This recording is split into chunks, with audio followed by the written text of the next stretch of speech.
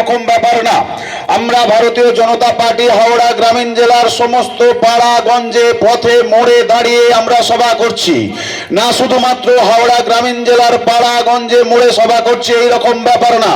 গোটা পশ্চিম বাংলায় যত রেলপথ আছে সমস্ত রেলপথের সমস্ত স্টেশনের সামনে দাঁড়িয়ে আমরা আমাদের সভা পথসভা করছি। শুধুমাত্র তাই না, গোটা পাহাড় থেকে সমুদ্র পর্যন্ত গোটা পশ্চিম বাংলায় দাঁড়িয়ে সমস্ত বুথ এলাকার কাছে আমরা আমাদের মানুষের কথা পৌঁছে দেওয়ার জন্য সভা করছি। আর প্রত্যেকটা সভাতে আমাদের একটাই ব্যানার আর একটাই ফ্লেক্স। এই ফ্লেক্সের ম্যাটারটাও এক, যে পশ্চিম বাংলায় পরিবর্তন চাই, তাই আমরা পরিবর্তন সভা করছি। পরিবর্তন কারা চাইছে? আমরা বিজেপি ভারতীয় জনতা পার্টি শুধু পরিবর্তন চাইছি না, এইরকম ব্যাপার না। গোটা পশ্চিম বাংলার আপামর জনগণ, হিন্দু হতে পারে, মুসলমান হতে পারে, জৈন হতে পারে, খ্রিস্টান হতে পারে, যে লোকটা অটো চালায়, টোটো চালায়, জরির কাজ করে, এমব্রয়ডারির কাজ করে, রাজমিস্ত্রির জোগাড়ে কাজ করে, ছুতোর মিস্ত্রির কাজ করে, ডাব বিক্রি করে, সবজি বিক্রি করে, ফল বিক্রি করে, ফুল বিক্রি করে, মাছ বিক্রি করে, বাসের কন্ট্রাক্টারি করে, সরকারি বাসের ড্রাইভারের কাজ করে। ওটা পশ্চিম বাংলায় গত 15 বছর কোনো মানুষ শান্তিতে নেই। নেড়া একবার বেলতলা দিয়ে যায় এটা আমরা জানি, কিন্তু আমরা বাংলার মানুষ একটু দেরিতে আমাদের ঘুম ভাঙে, তাই নেড়া 3 বার বেলতলা দিয়ে গেছে। পশ্চিম বাংলার মানুষ 3 বার বেলতলা দিয়ে যাওয়ার পরে এখন একটাই আওয়াজ উঠেছে, 3 বারের সরকার এবারে পাল্টানো দরকার। আর 3 বারের সরকার এবারে পাল্টানো দরকার, চোরেদের সরকার, তাই পাল্টানো দরকার। তাই হচ্ছে পরিবর্তন সভা। আমরা এই পরিবর্তন সভা করছি, মানুষের দাবিকে, মানুষের কথাকে সংগঠিত করে আমরা এই সভাগুলো গোটা পশ্চিম বাংলায় করছি। আচ্ছা, আমরা যখন এই সভা করছি তখন আরো অন্যান্য রাজনৈতিক দল আছে। বিরোধী দল হিসাবে কংগ্রেসও তো একটা বিরোধিতা করে, সিপিএম আছে, আইএসএফ আছে, এবং আপনার ওই হুমায়ুন কবিরের দল, তারাও এখন তৃণমূল কংগ্রেসের বিরোধিতা করছে। আমি প্রশ্ন করতে চাই সিপিএম কে, তারা কি সভা করছে? তাদের সবার নাম কি? তারা মোহাম্মদ সেলিমের নেতৃত্বে তারা বলছে কি বাংলা বাঁচাও যাত্রা। আচ্ছা, আমি আপনাদের প্রশ্ন করতে চাই, বাংলা বাঁচাও বলছেন, আবার কোন জায়গায় দিল্লিতে গিয়ে লোকসভা নির্বাচনের আগে গিয়ে মমতা বন্দ্যোপাধ্যায়ের সঙ্গে আপনারা সভা করছেন। তাই বাংলাতে মমতা বন্দ্যোপাধ্যায়কে ক্ষমতায় রেখে কি আপনারা বাংলা বাঁচাতে চাইছেন? যদি মমতাকে বাংলায় ক্ষমতায় রেখে বাংলা বাঁচাতে চান, তাহলে জেনে রাখবেন এইভাবে বাংলাকে বাঁচানো যায় না। বাংলাকে যদি বাঁচাতে হয় তাহলে তৃণমূল কংগ্রেসের পরিবর্তন দরকার। তাই ঘুমটার ভিতরে খ্যামটা নাচ করে লাভ নেই, পরিষ্কার বলুন যে পরিবর্তন দরকার, পরিবর্তন চাই, বাংলা বাঁচাও, বাংলা হাটাও, এইসব করে পশ্চিম বাংলার মানুষকে পরিত্রাণ দেওয়া যায় না। আমরা বিজেপি, আমরা ভারতীয় জনতা পার্টি, আপনি আমি যখন আমরা এখানে সভা করছি তখন কেমন আছে আমরা বাংলার মানুষ? ওই সামনে নজরপুর, আনন্দপুরে গোডাউন তৈরি হয়েছে, বড় বড় গোডাউন তৈরি হয়েছে, সেখানে ফায়ার এক্সটিংগুইশারের কোনো ব্যবস্থা নেই, সেখানে অগ্নি নির্বাপনের কোনো ব্যবস্থা নেই, তাদেরকে লাইসেন্সিং অথরিটিকে সেটাও পরিষ্কার করে জানা যাচ্ছে না। হঠাৎ করে বাইরে থেকে গেট বন্ধ রেখে রাত্রেবেলা সেখানে জ্বলে উঠল একটা এত বড় গুদাম ঘর। এখনো পর্যন্ত 26 জন মারা গেছে। কে মেরেছে, কি করে আগুন জ্বলেছে, সব তো হবে অনেক পরে। এখনো পর্যন্ত পচা গন্ধ ছাড়ছে গোটা কলকাতার আনন্দপুরের আশেপাশে। ঘুমন্ত অবস্থায় শীতের কালে মানুষ ঘুমোচ্ছে, যখন আগুন জ্বলছে গা থেকে লেপ খুলে দিচ্ছে, ভাবছে গরম হয়ে গেছে। হঠাৎ করে ঘুম ভেঙে দেখছে চারিদিকে জ্বলছে, কোনো মানুষ বেরোয়নি। এখনো পর্যন্ত 26 জন মানুষ মারা গেছে। আর শুধু তাই না, পরিসংখ্যান হিসাব নিকাশ বলছে প্রায় 50 জনের বেশি নিরীহ মানুষ, শিশু থেকে আরম্ভ করে যারা এই গুদামের ভেতরে ছিল, সেই তারা মারা যেতে পারে। এটাই হচ্ছে পশ্চিম বাংলা মমতা বন্দ্যোপাধ্যায়ের সরকার।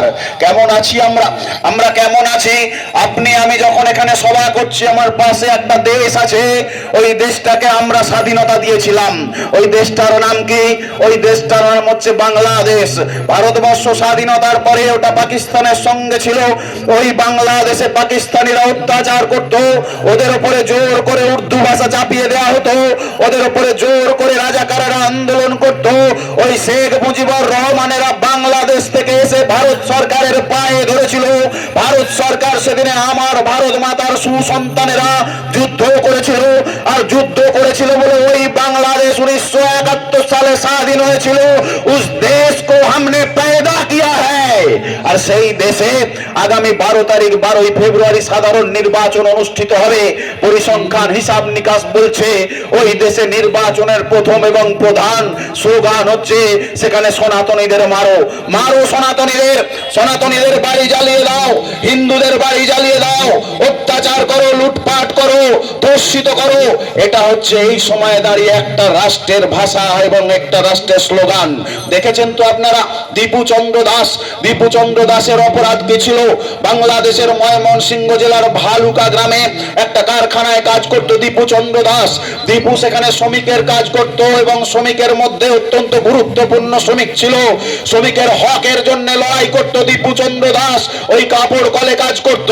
কোনো মিথ্যা পোস্ট দীপু চন্দ্র দাস করেনি হঠাৎ করে দেখলাম দীপু চন্দ্রকে মারতে মারতে দীপু দৌড়ে চলে গেল বাংলাদেশের পুলিশের কাছে যদি কেউ যায় যেমন ধরুন কোন ড্রাইভার যদি অ্যাক্সিডেন্ট করে পেট্রোল পাম্পে ঢুকে যায় কোন ড্রাইভার যদি অ্যাক্সিডেন্ট করে থানায় চলে যায় তাকে আপনি পিটিয়ে মারতে পারেন না তার জন্য আইনি ব্যবস্থা হবে দীপু চন্দ্র দাস পুলিশের কাছে পৌঁছে যায় আজকে বায়নার এই কালী মন্দিরের সামনে সুধীর নাট্য মঞ্চে ভারতীয় জনতা পার্টির যে পরিবর্তন পথসভায় মঞ্চে উপস্থিত আছেন হাওড়া গ্রামীণ জেলার এক্সিকিউটিভ মেম্বার প্রণব হাজরা মহাশয়, উপস্থিত আছেন হাওড়া গ্রামীণ জেলার এক্সিকিউটিভ মেম্বার ভাই কৌশিক চক্রবর্তী, উপস্থিত লালন ঈশ্বর, উপস্থিত আছেন এই মণ্ডলের আমতা বিধানসভা 6 নম্বর মণ্ডলের সাংগঠনিক মণ্ডলের সভাপতি ভাই তরুণ পাত্র, প্রাক্তন মণ্ডল সভাপতি ভাই মদন, উপস্থিত আছেন হারা দীর্ঘদিনের ভারতীয় জনতা পার্টির লড়াকু কার্যকর্তা এবং আমার সামনে মাইকের আওয়াজ যতদূর যাচ্ছে বলবো কিন্তু মাইকের চং সব খুলতে বাধ্য হয়েছে প্রশাসনিক কারণে, তাই যারা শুনতে পাচ্ছেন সকলকেই ভারতীয় জনতা পার্টির পক্ষ থেকে জানাই গৈরিক অভিনন্দন। এই পরিবর্তন পথসভা ভারতীয় জনতা পার্টি সারা পশ্চিমবঙ্গ জুড়ে করার অনুমতি দিয়েছে। কারণ একটাই, আপনারা সবাই অবগত আছেন ভারতবর্ষে মোট 11টি রাজ্যে ভারতীয় নির্বাচন কমিশনার এসআইআর এর কাজ শুরু করেছে। 11টি রাজ্যের মধ্যে 10টি রাজ্যের রাজ্য সরকার সম্পূর্ণভাবে ভারতীয় নির্বাচন কমিশনারকে পাশে সহযোগিতার আশ্বাস দিয়ে সহযোগিতা করে যাচ্ছে। শুধুমাত্র একটি রাজ্য সরকার, এই পশ্চিমবঙ্গ সরকার, তৃণমূলের সরকার এসআইআর এর কাজ শোনা থেকেই শুরু করেছে বিরোধিতা।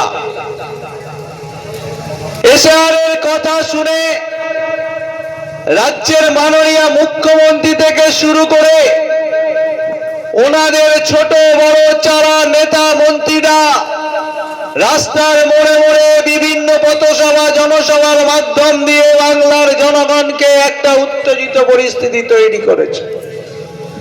বাংলার জনগণকে সত্যি কথা একটা বলেনি, সব মিথ্যা কথা বলে সারা বাংলা জুড়ে এক উত্তালের পরিবেশ তৈরি করেছে। আমরা কিছুদিন ধরে দেখছি বাংলার যে সমস্ত মঞ্চ, সেই সম্মানীয় রাজনৈতিক মঞ্চ এবং আমার রাজনৈতিক গুরুকুল পরিবারকে আমি আমার বিনম্র শ্রদ্ধাপূর্বক প্রণাম জানাই। তার সাথে সাথে এতট এলাকার সর্বস্তরের মানুষের কাছে মাইকের আওয়াজের মাধ্যমে এবং ভারতীয় জনতা পার্টির প্রেমপূর্বক ভালোবাসা নিয়ে মানুষের হৃদয়ে যে জায়গা করবে আগামী 26-এর নির্বাচনে, সেই আশার ওপর ভরসা রেখে আবারও একবার এই বুথের সকল স্তরের কার্যকর্তা থেকে শুরু করে এই বুথের সমস্ত নাগরিক বৃন্দকে আমার আন্তরিক ভালোবাসা, শুভেচ্ছা এবং গৌরী অভিনন্দন জানাই। তার কারণ এই বুথ 237 নম্বর বুথ। এই বুথে অনেক কিছু আমরা দেখেছি যারা ভারতীয় জনতা পার্টিটা করেছি, কখনো চড়াই, কখনো উত্তর, সবকিছুই দেখেছি, কখনো হিংসা, অনেক কিছু হিংসার সম্মুখীন হয়েছি। কিন্তু সেই হিংসার সম্মুখীন হয়ে যে আমাদের ব্যক্তিগতভাবে নয়, সামাজিকভাবে আমরা যা উপলব্ধি করতে পেরেছি, সেই উপলব্ধির কিছু কথা আপনাদের কাছে তুলে ধরতে চাই।